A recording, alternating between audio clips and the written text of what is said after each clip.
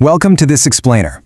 Look, if you're managing institutional capital, family office wealth, or steering massive asset allocations, you already know the old playbook is basically out the window for 2026.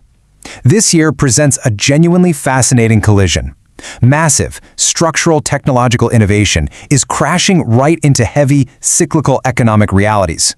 We are completely out of the zero-interest rate environment of the past, and navigating this profoundly bifurcated market means we have to aggressively rethink our risk management frameworks and reevaluate where true alpha actually lives. And that brings us to the absolute core tension of the year. Picture a massive tug-of-war. On one side, we have this incredible structural lift, the sheer, unprecedented force of artificial intelligence actively trying to boost global productivity and corporate margins. But pulling hard on the other side, we've got severe economic drift caused by cyclical burdens like new global tariffs, sticky inflation, and frankly, soggy baseline economic growth. The defining risk management challenge for all of us this year is figuring out which of these forces wins out in your portfolio and how to capture the upside of that lift while firmly hedging against the drift. So, how do we make sense of all this? We're going to break it down into 6 parts: the macro landscape, the AI boom, crypto's new institutional era, global equities, fixed income risks, and finally, rebalancing the modern portfolio. Let's jump right in. Starting things off with Part 1, the 2026 macro landscape. Okay, so right off the bat, we have a massive shift in our planning horizon. The newly enacted OB3 Act just permanently cemented certain tax rules that were previously set to expire.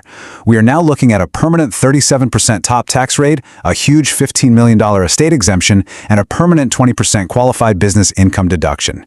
For institutional managers and private wealth advisors, this is huge. It completely removes a massive layer of legislative uncertainty that's been hanging over us.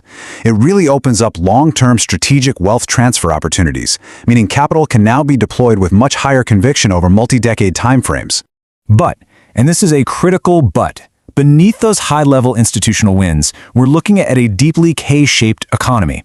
While institutional wealth grows under these stable frameworks, middle-income workers are feeling immense pressure.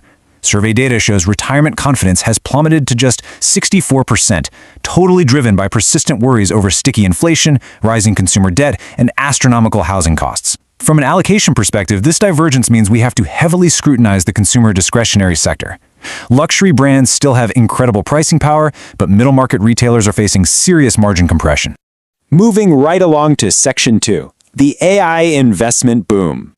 You honestly just can't ignore the sheer volume of venture capital flooding into this space. It's staggering. And it's not just going into large language models, the big computational engines of AI. Massive capital is surging into high